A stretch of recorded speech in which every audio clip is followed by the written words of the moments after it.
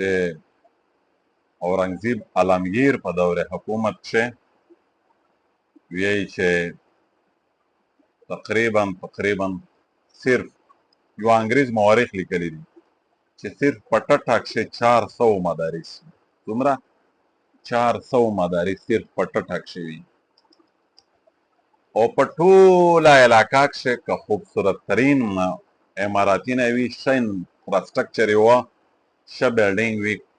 بلوړ وي مناظر وي هغه دغې مدرسې وي چې کومې مدرسې په هغه وخت کښې د عالمګیر او اورنګزیب په دور کښې قیمې وې یو بل انګریز لیکلی دي چې صرف په بنګال کښې 80,000 مدارس قایم دي څومره 80,000 مدارس قایم دي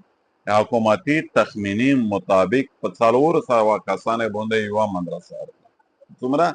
په 400 کسانې یوه مدرسه ارتله او یې چې داسې دور وه چې د علم بول او بلا و قال لا قال رسول زمزمي و په هره ګلۍ په هره کوچه او په هر کلي په هر جماعت په هره حجره یې چې په هغې وخت کښې و د کور یوه وینځه چې کومه وه لونډې خادمه نوکرانې او حافظه قرآن وه او حافظه قرآن وه او وخت داسې فرهنګ ته شوی دی او دومره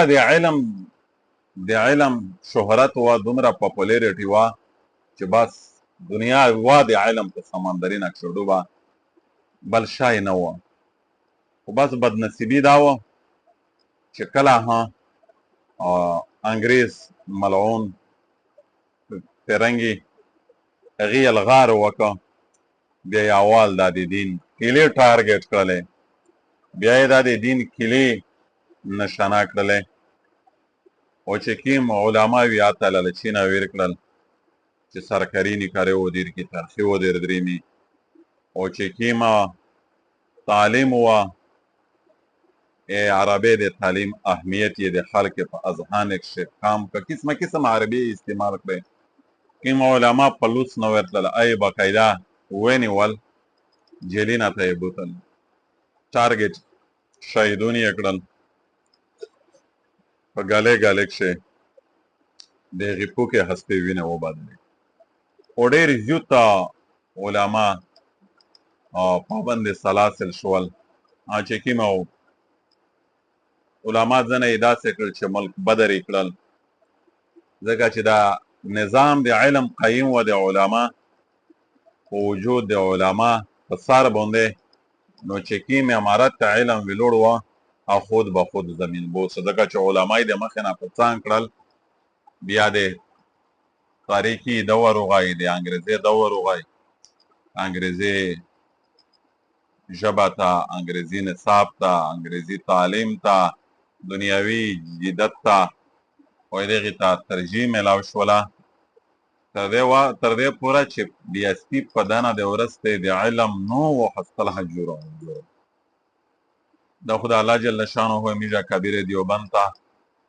ډېر جزای خیر ورکو دی یو امت ډېر لوی محسنین امیج د متقدمین د تسلسل حقیقي محافظین د علم د وراثت دوی دي او دغه دی بیا دا کمال وکړه چې ډېرې خورې تکلیفات باوجودي د وجه تند شهادتینه د هجرت زندگی پردې زندگی